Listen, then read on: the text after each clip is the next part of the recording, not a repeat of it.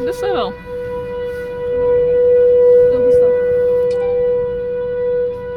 Is that what the warning's for, do you think? It's a warning for people to go seek shelter.